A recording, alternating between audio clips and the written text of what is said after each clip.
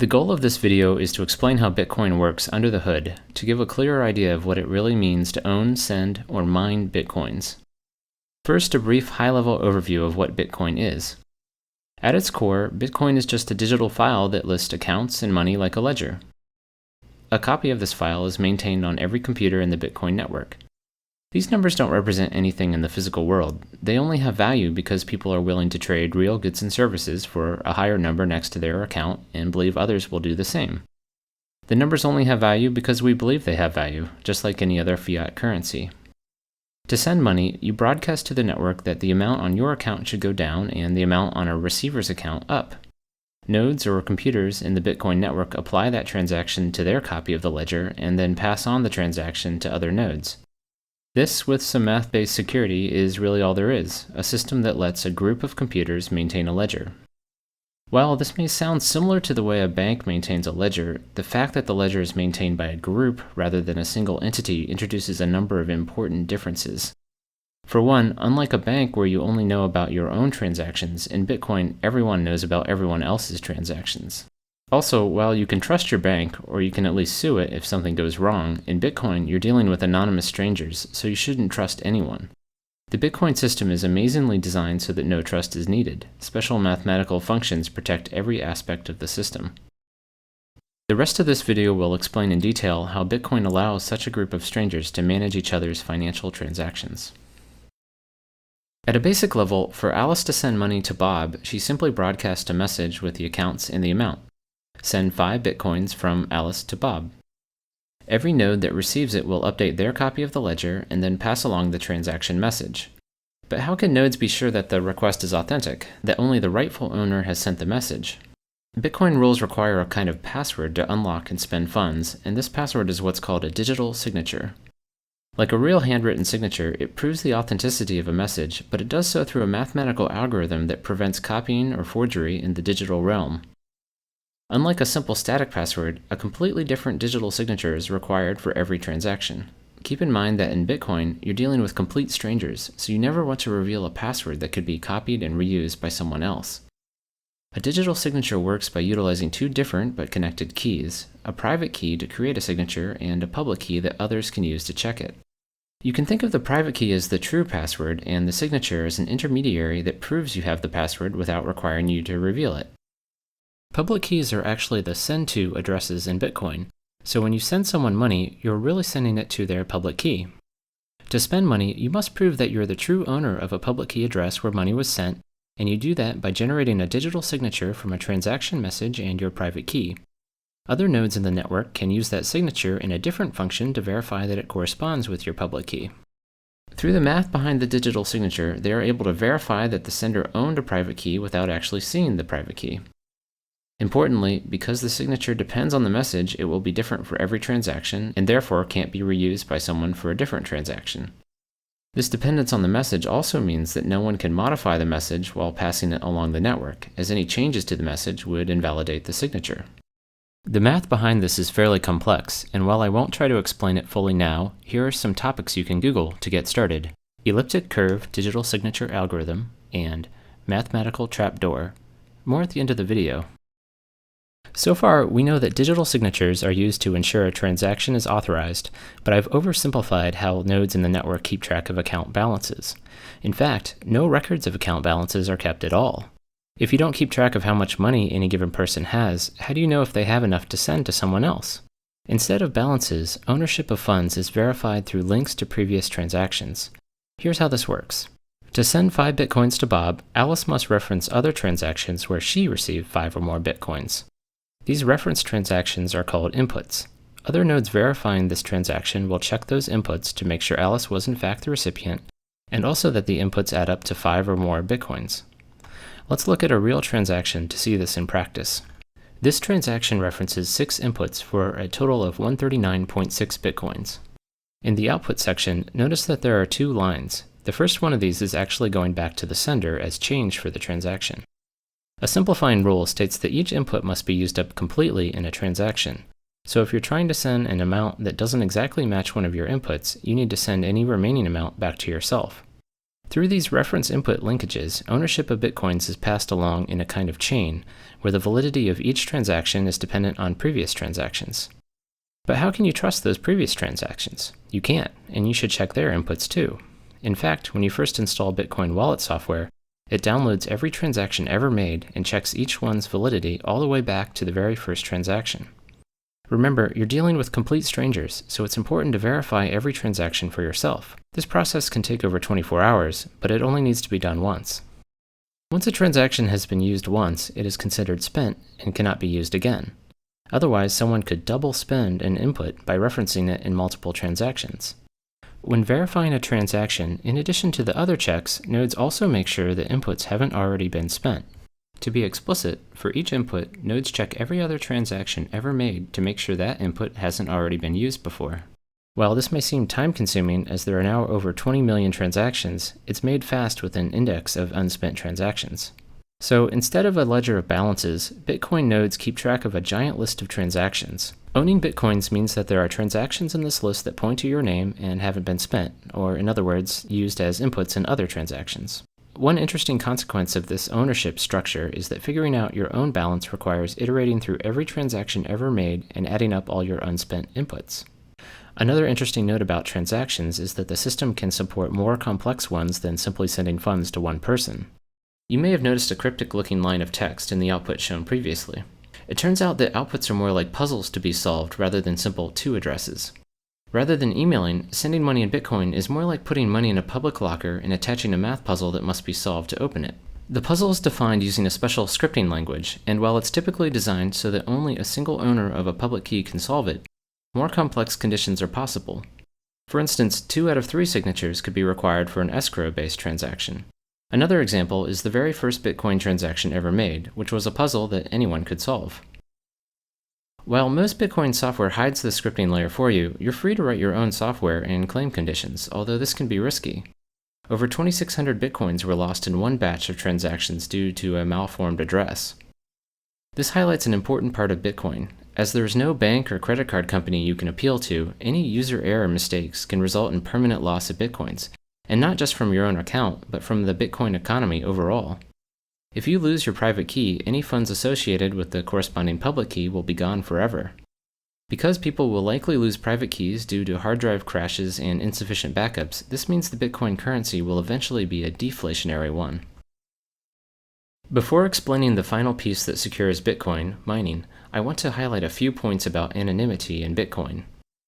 If you access Bitcoin through a Tor network that hides your IP address, you can use Bitcoin without ever revealing anything more than your public key.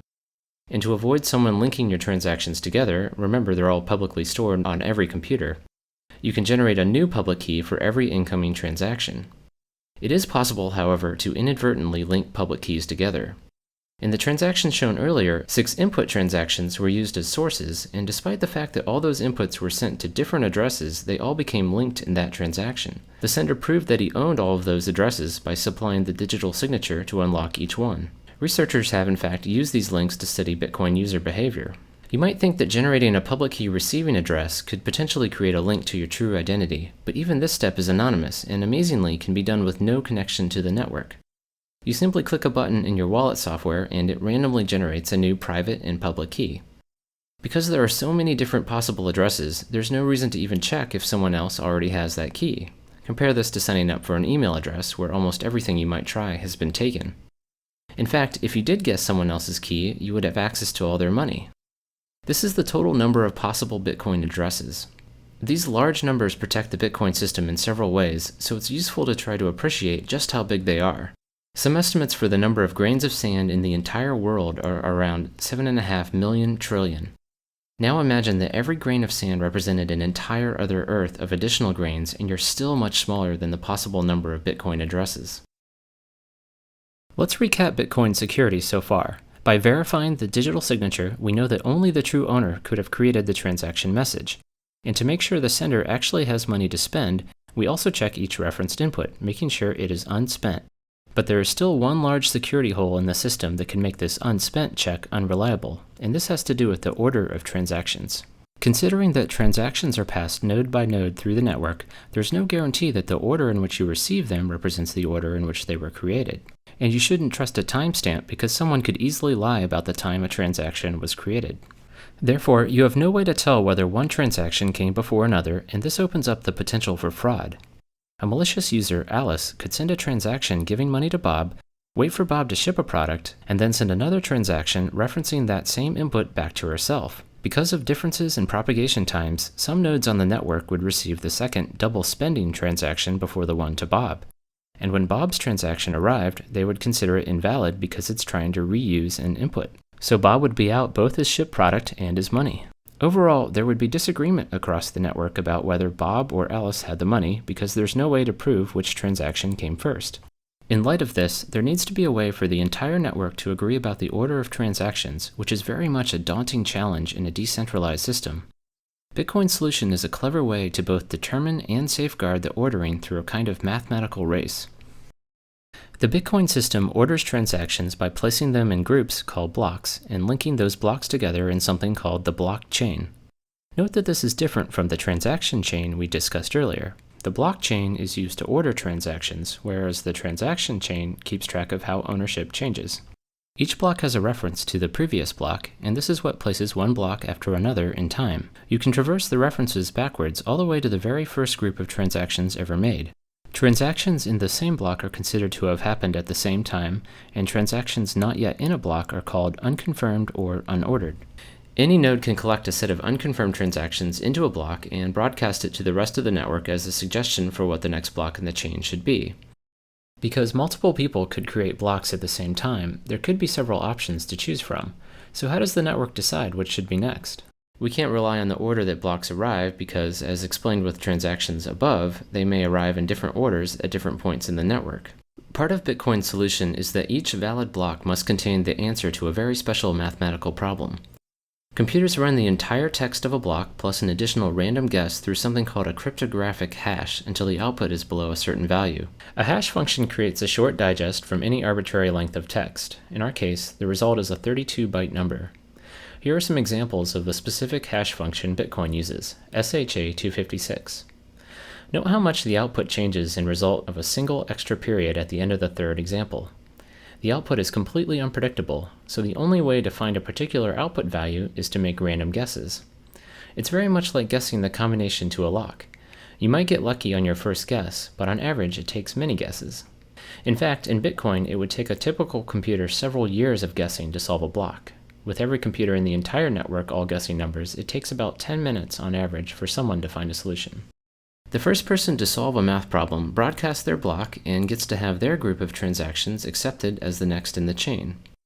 The randomness in the math problem effectively spreads out when people find a solution, making it unlikely that two people will solve it at the same time. Occasionally, however, more than one block will be solved at the same time, leading to several possible branches. In this case, you simply build on top of the first one you received. Others may have received the blocks in a different order and will be building on the block they first received. The tie gets broken when someone solves the next block. The general rule is that you always immediately switch to the longest branch available. The math makes it rare for blocks to be solved at the same time, and even more rare for this to happen multiple times in a row. The end result is that the blockchain quickly stabilizes, meaning that everyone is in agreement about the order of blocks a few back from the end of the chain. The fact that there's some ambiguity in the end of the chain has some important implications for transaction security. For instance, if your transaction finds itself in one of the shorter branches, it will lose its place in line within the blockchain. Typically, this just means it will go back to the pool of unconfirmed transactions and be included in a later block. Unfortunately, this potential for transactions to lose their place opens the door to the very double spend attack that was our original motivation for an ordering system. Let's look at how a double spend attack would work in the system described so far. A fraudster, Alice, sends money to Bob. Bob then waits for the transaction to get confirmed into the blockchain and then ships a product. Now, because nodes always switch to a longer branch, if Alice can generate a longer branch that replaces the transaction to Bob with one to someone else, his money will effectively get erased. Bob's transaction will initially get tossed back into the unconfirmed pool, but since Alice has replaced it with another transaction that uses its same input, nodes will now consider Bob's transaction invalid because it's referencing an already spent input. So how does the ordering system prevent Alice from defrauding Bob? You might think that Alice could pre-compute a chain of blocks to spring on the network at just the right time, but the math puzzles in each block actually prevent this. We need to look a little deeper into the cryptographic hash explained earlier to fully understand why. As mentioned previously, solving a block involves trying to get the cryptographic hash of the block to be below a certain value, and you do that by trying different random numbers at the end of the block.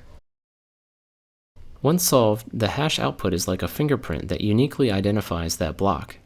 If even a single character in the block is changed, the block's hash would be completely different, just like we saw before when an additional period was added. The hash output, or fingerprint, is actually what's used as the previous block reference. One result of this is that there's no way to switch out a block in the middle of the chain, because the hash value for the new block would be different and the next block's reference would no longer point to it. And subtly, but even more importantly, a block cannot be solved before the previous block is solved. The previous block reference is part of the text that goes through the hash function, so any changes to it would require resolving. Getting back to Alice, this is why she can't pre-compute a branch. She can only start solving blocks once the block she wants to build on is solved and its hash value is known. She is therefore in a race with the rest of the network until Bob ships a product, which is when she wants to present a longer branch.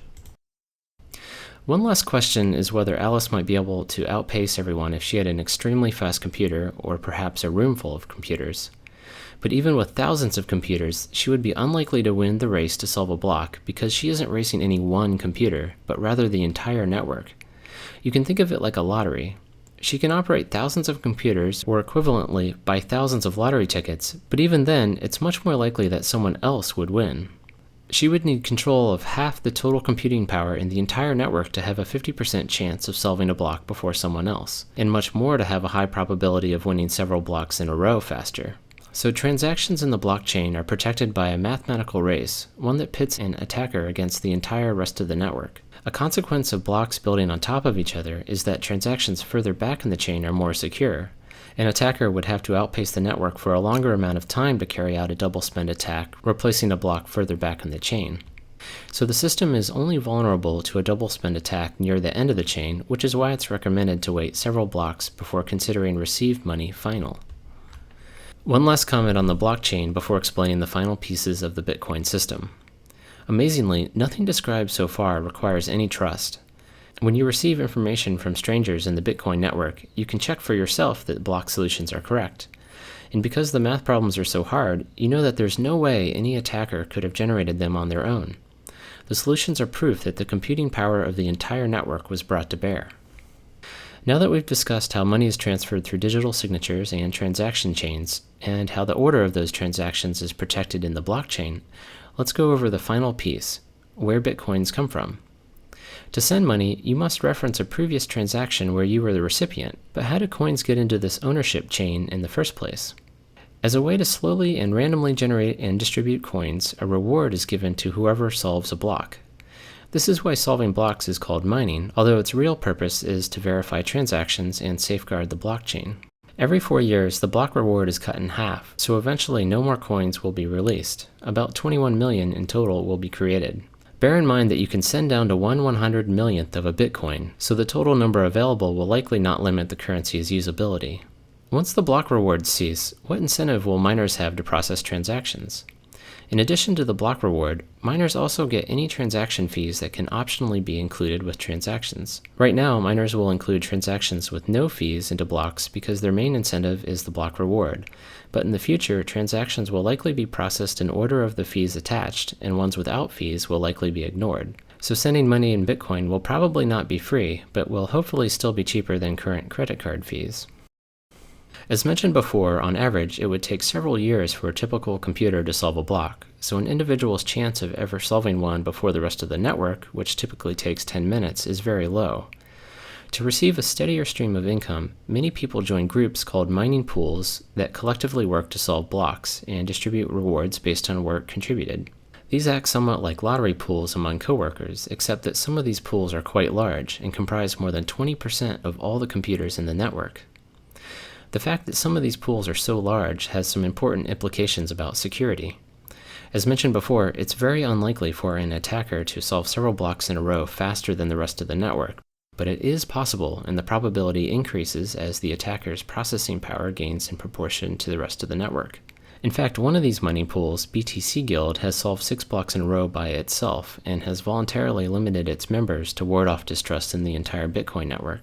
Even with substantial computing power, the farther back in the blockchain a transaction gets, the harder it would be for an attacker to change it. The current recommendation is to wait for a transaction to make it into at least one block or get one confirmation before considering it final. And for larger transactions, wait for at least 6 blocks. In light of BTC Guild's ability to solve 6 blocks in a row, you might want to wait even longer. By design, each block takes about 10 minutes to solve, so waiting for 6 blocks would take about an hour. Compared to the several seconds a credit card transaction takes, waiting this long for a confirmation may seem burdensome, but keep in mind that credit card customers can claim a stolen card months later to have charges reversed from merchants, called chargebacks, so Bitcoin is actually much faster from a merchant's perspective. The particular choice of 10 minutes was somewhat arbitrary, but extremely short times could lead to instability and longer ones would delay confirmations. As more computers join the network and specialized hardware is designed specifically for mining, the block solution time would get very small. To compensate, every 2 weeks, all the Bitcoin software recalibrates the difficulty of the math problem to target 10 minutes. For comparison, a similar digital currency called Litecoin has been able to operate with a 2.5-minute block time. In summary, Bitcoin is a mathematically protected digital currency that is maintained by a network of peers. Digital signatures authorize individual transactions, ownership is passed via transaction chains, and the ordering of those transactions is protected in the blockchain. By requiring difficult math problems to be solved with each block, would-be attackers are pitted against the entire rest of the network in a computational race they are unlikely to win. Bitcoin promises many interesting ideas, such as insulation from government meddling, anonymity, and potentially lower transaction fees. It also has many challenges, as it is currently very difficult to exchange Bitcoins for other currencies, and it has been cited as a haven for illegal activity and tax evasion, so governments may try to ban it. Also, the mathematical race that protects the blockchain uses a substantial amount of electricity. If you'd like to view a written version of this video, you can find one on my personal blog, ImponderableThings.com. The blog also has some additional explanations of the math behind the digital signatures and cryptographic hashes that underlie the system.